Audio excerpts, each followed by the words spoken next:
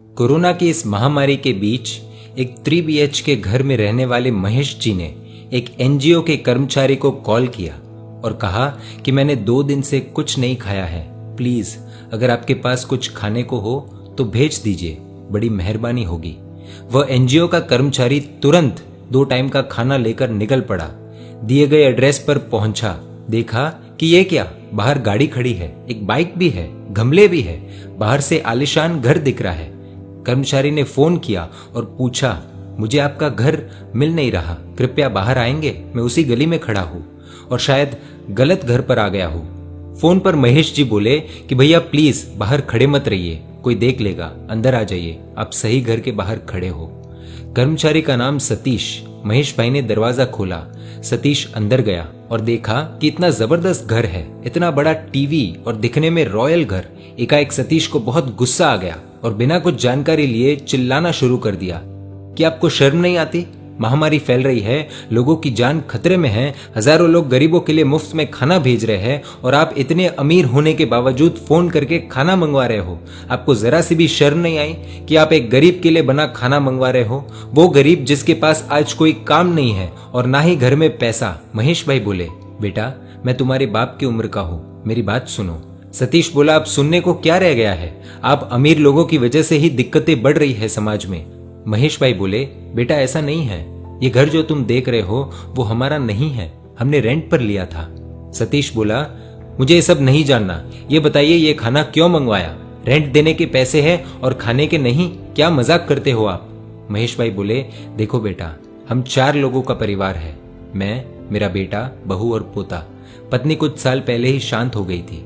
गर्मी की छुट्टियां चल रही है, इसीलिए बेटा बहू को मायके छोड़ने गया था और लॉकडाउन घोषित हुआ तो वो वही अटक गया। लॉकडाउन को 1 महीना हो गया है, मेरे पास जितने पैसे थे वो सब खर्च हो गए। बेटे से कहा था इतने बड़े घर की जरूरत नहीं है, लेकिन मेरी बात नहीं सुनी।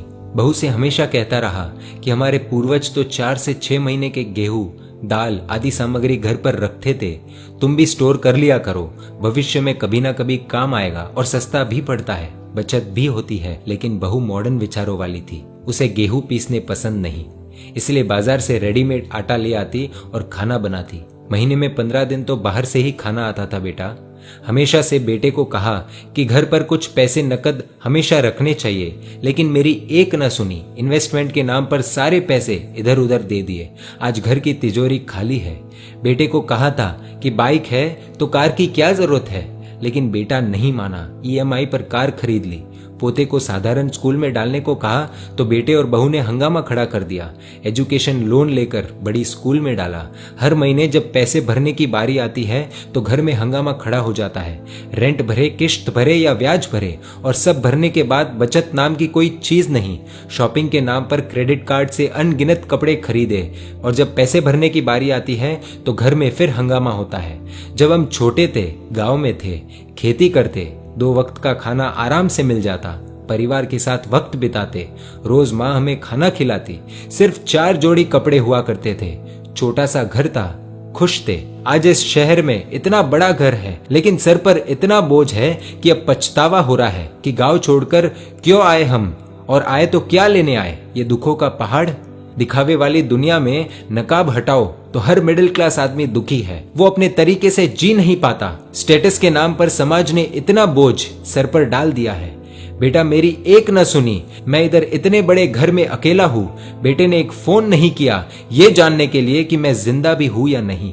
अमीर तो अपना परिवार संभाल लेते हैं पैसों के दम पर, गरीबों को देने वाले बहुत है। हम मिडिल क्लास बाहर जाकर मांग भी नहीं सकते। बचपन में कुछ जरूरत पड़ती तो मांग लेते, शर्म नहीं आती थी। आज स्टेटस नाम के इस ढोंग ने हमारे हाथ बांध लिए हैं। बेटा सतीश, घर पर एक दाना नहीं है, इसीलिए तुम्हें फोन किया था।